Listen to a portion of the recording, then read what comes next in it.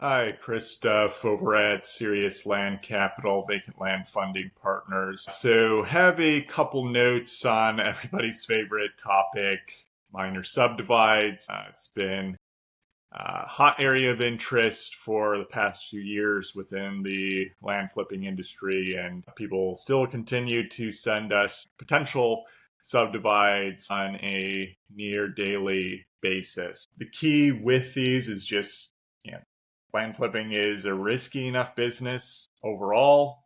And I always remark on this. We've run into plenty of issues over the past several years that we've been in the business, and just look around at the churn rate within the industry. People come and go on a weekly basis into the land flipping game. So you gotta be heads up and aware before getting into these potentially riskier projects, particularly if you're operating in a new area and really needing to familiarize yourself with the regulations and timelines and costs associated with any of these subdivides. So I know I've mentioned a couple of the larger deals that we're working on. There's one Texas 50 acre that, out of the thousands of deals that we've reviewed, maybe the best deal that we've ever come across and funded. And, it should be just a simple Texas 10 acre plus exception criteria where you don't need to get any county approvals and so forth for the actual subdivision. You just submit your survey, create new legal descriptions, and you can just sell off those parcels without needing anything from a county approval side. When we looked into this in a lot more detail, we were working with a local realtor who's done projects like this routinely. Our deal partner in the deal, also Texas-based, and was researching regulations actively as well. And, there were some interesting notes associated with that one. Again, you can just make that assumption, hey, state law, so long as I have existing road frontage, I can do however many at minimum 10 acre lot splits as I would like. No one can tell me anything else. You always still want to check the county level regulations, potentially city level regulations anyway. Typically within law, state law will trump county law, but you don't necessarily want to create a possible battle, even if you know you're in the legal right with something. That doesn't prevent any entity from potentially suing you and tying up funds and time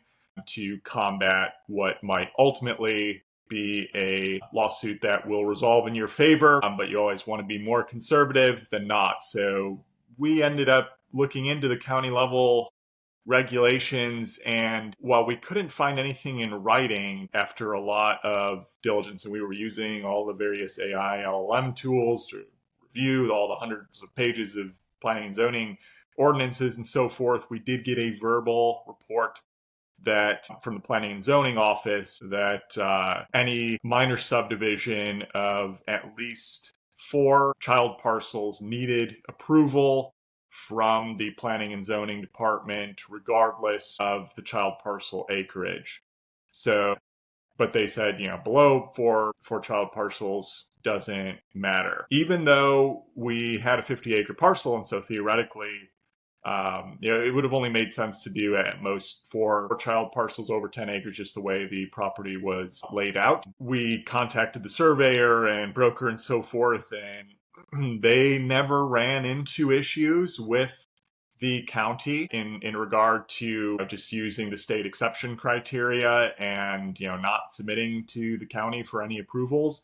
But because we did get a verbal report from that planning and zoning office, plus it ended up being that the 3 child parcel layout was going to be more attractive than buyers anyway, it didn't make sense to potentially open up a can of worms by ignoring what was reported to us verbally from the county planning and zoning department, and potentially risking a bit of a snafu or getting something legal or fine thrown our way if we were trying to ignore what was reported to us. Also, when you use that Texas 10 acre plus exception criteria, by the strictest letter of the law, you are not allowed to do any type of infrastructure improvements, even if that is something so basic as just installing water meters for the anticipated child parcels and trying to make the property more turnkey to eventual end buyers. That, in fact, triggers a potential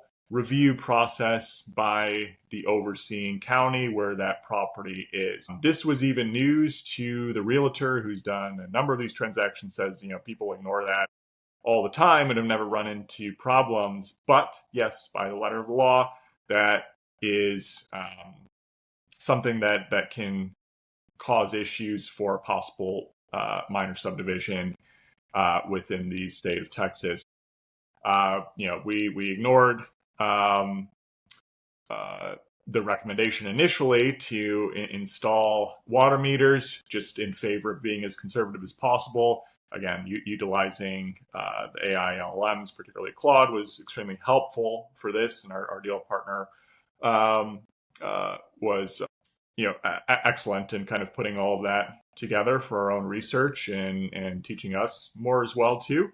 So utilizing these tools on hand and really, really familiarizing yourself, asking the same question if you need to over and over again, possible to multiple parties, in order to really, really align on what the true necessities and regulations are to perform a subdivide is just absolutely critical for making sure you don't run afoul of potential issues when it comes to minor subdivisions in particular. And again, we operate nationally, so we're even more careful not to get caught up in potential issues because it is so easy to be fooled in this business. We've been fooled many, many times before, certain to happen again, but we don't ever want to make a mistake more than once, and always try to learn from other people's mistakes. So that's why I'm sharing all of this at the moment, because the number one rule is to not lose money in this business and just stay in it for the long term.